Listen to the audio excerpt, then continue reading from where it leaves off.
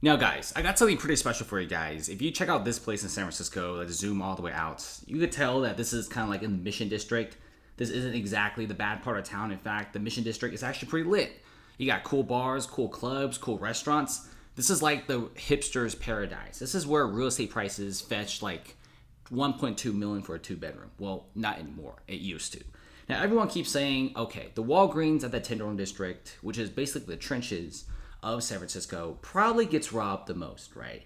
Now, of course, you're right. A lot of the places here, stores, convenience stores, 7-Elevens, Walgreens, CVS, they get robbed on a constant basis. But the most robbed Walgreens in the whole entire country is here, which frankly, I'm pretty surprised. But at the same time, not really, because the Mission is slowly becoming a burglar's paradise.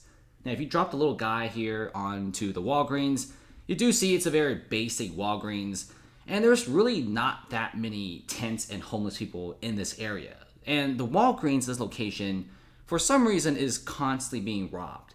And the Walgreens here in San Francisco is the most burglarized Walgreens. I can't imagine what the other stores around the area are feeling like. I guarantee you this fruit stand is constantly getting their produce stolen on a daily basis. But this Walgreens, how many times do you guys think it gets robbed per day? Maybe 1 or 2 times? Well, statistics show that they get robbed like 4 to 10 times. And if you include shoplifting, it's even higher. So if you check this out, apparently a journalist was hanging out at San Francisco's most shoplifted Walgreens. And this is really, really insane because it's 2690 Mission Street. It's ranked number 1, so definitely give them the reward of the most robbed Walgreens. And the dispatch data only reflects crimes that were reported to the police, with several smaller crimes like shoplifting and stealing small items here and there not being reported. In fact, a lot of stores just simply stop reporting it to the police. There's so many burglaries, shoplifting incidences that the police just can't catch up at this point. I mean, you're going to have to send in the National Guard to save San Francisco. And if you look at what's going on here, you have a lot of petty thefts, right? 152 petty theft reports and 3 grand theft reports at 2690 Mission Street Walgreens. Now, petty theft in San Francisco is someone that steals less than $950 worth of items. So if you steal like $800 worth of stuff, which I don't know how do you even steal that much at Walgreens because they usually sell very cheap items, you literally have to bring in like a whole cart and then put everything in the cart and then go out for that to be less than $950. I mean, that's a lot of items. And there's like 152 incidences. Apparently, Walgreens is getting robbed so hard that they actually have to bunker down. When you go to Walgreens in San Francisco, it's not like a nice shopping area. It's basically World War III in there, with every single item, including candy bars and soap, being behind glass doors. Now, grand theft is stealing more than $950 worth of items. Like I said before, how do you even steal more than $950 at a Walgreens? Like, comment below. I genuinely don't understand. A lot of the items in Walgreens are pretty cheap. I mean, these guys have to clear out like a whole entire shelf to get more than $950. And you do see other Walgreens are constantly being robbed at the same place.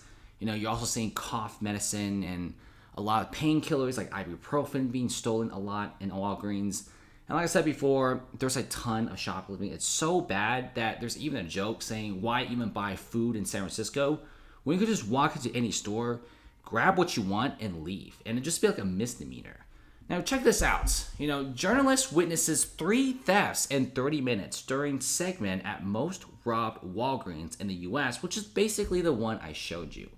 Now, so this Walgreens is robbed, if you do the math, once every 10 minutes.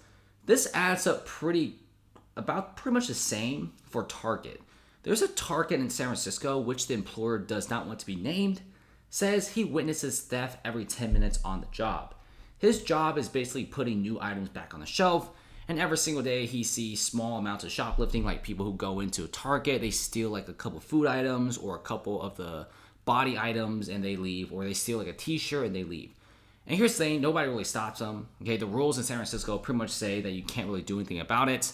And plus, usually some of the items are pretty cheap, so they just let them go. San Francisco shoplifting is so normalized at this point. Even like people who are even super poor are actually doing shoplifting in San Francisco because there's basically no consequences.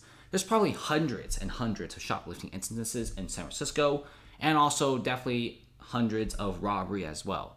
They're constantly being reported to the police, but like I said before, the police are stretched so thin. And this is partly the reason of the whole defund the police situation, right? Because San Francisco is down 600 to 700 officers. And check this out. This is what the Walgreens looks like in San Francisco.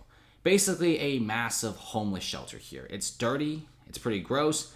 You're also seeing a lot of people on the streets who are mentally unwell. And if you're asking me, well, is a city doing anything? Short answer is a city isn't doing anything at all. And it's just look at this. It just looks like this everywhere. And like I said before, having this sort of scene, number one, it pretty much gets tourism away from the area. Number two, real estate prices are pretty much going down. And lastly, the worst thing of all is a lot of these crimes and a lot of these incidences like these, the city genuinely does not care. They will tax the crap out of you and also refuse to appraise your real estate to give you lower property taxes. And they'll pretty much tax super hard on you, make you pay everything. By the same time, the city just looks like this 24/7. I don't know how San Francisco ran itself to the ground. Honestly, a lot of things are pretty easy to fix, but like I said before, it's a very left-leaning state. They're very progressive, very left-radical, which really makes change basically impossible in the city. And business owners are leaving, tech bros are leaving, everyone is leaving. And like I said before, San Francisco basically looks like this 24/7 every single day. San Francisco is kind of like the dirty paradise. City is going down the path of a failed city. There's literally human poop, and some streets when you go by, you could literally smell of urine. There's even signs of people putting on cars saying, please don't break into my window because they don't have anything in there. And look at this. They just try to put porta potties in front of the Old Navy, which used to be like a pretty great tourism area. And it just looks like this. Okay, I don't think any tourism is coming back.